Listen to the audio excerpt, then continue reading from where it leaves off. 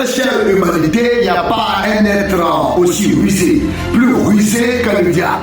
Le diable, il ruse avec la Bible. C'est pourquoi, et dans Matthieu 7, verset 21, beaucoup seront étonnés. Après avoir crié le nom de Jésus, c'est parce que tout simplement ce Jésus-là, quand il va revenir, eh bien beaucoup ne vont pas le reconnaître. Il ne va pas revenir toujours sous la forme de fils de Dieu. Il reviendra sous la forme du fils de l'homme. Parce que c'est indiqué dans Luc 18, verset 8, ceci. Oui, je vous le dis, il fera promptement justice. Mais quand le fils de l'homme viendra, trouvera-t-il de la foi sur la terre? Cette grande question, eh bien, fut posée par Jésus. Maintenant, quand on prend Colossiens chapitre 1, à partir du verset 12 jusqu'au verset 18, on nous vend, eh bien, donc ce Jésus. Ce Jésus, il est décrit comme étant le premier-né. Oui, celui-là même qui, eh bien, donc, pardonne nos péchés. Il est venu pour la rémission de nos péchés. C'est de lui qu'on parle. On parle de Jésus-Christ. Et on dit qu'il est le premier-né, il est le premier de toute la création. Il est le premier-né, il est le chef de tout. Maintenant, c'est ce Jésus-là, ce même qui est le premier-né, qui sera, eh bien, donc, introduit de nouveau. Et bien, dans Hébreux chapitre 1, je vais lire, à partir du verset 6, la Bible dira, et lorsqu'il introduit, regardez bien, chers frères et sœurs du monde entier, lorsqu'il introduit de nouveau dans le monde le premier-né, il dit que tous les anges de Dieu l'adorent.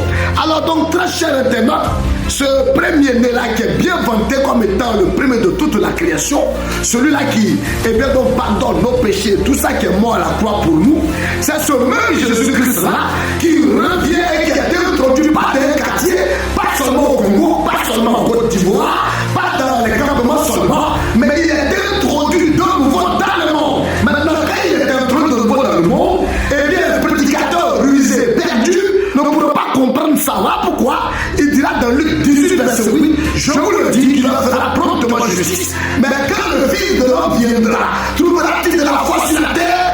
Alors, chers internautes, chers frères et sœurs du monde entier, ne soyez pas paniqués.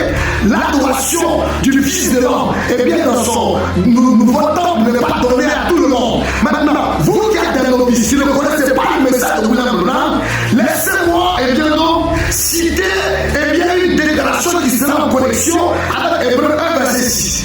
Alors, écoutez, Branham dit, sans dire, qu'il s'est fait grand nom pour lui-même et pour ses adeptes. En effet, tant que durera ce temps dans lequel nous vivons, jusqu'à ce que Jésus se révèle à ses frères, il sera adoré et honoré, bien que soit notre nom, comme celui de Nimrod dans un temple différent de ce qu'on adore à l'origine. Dans le premier de Jésus-Christ, dans le ventre, on parle de lui, on montre ses mérites et tout ça, mais il est introduit de nouveau dans le monde. Et c'est ce que nous devons comprendre. Alors, quand il est introduit de nouveau dans le monde avec un homme nouveau, ce n'est pas donné à tous les prédicateurs de prêcher ça. Chacun, c'est un donc, et bien, une ouverture, Dieu vous bénisse, pour la prochaine vidéo. Dieu vous bénisse.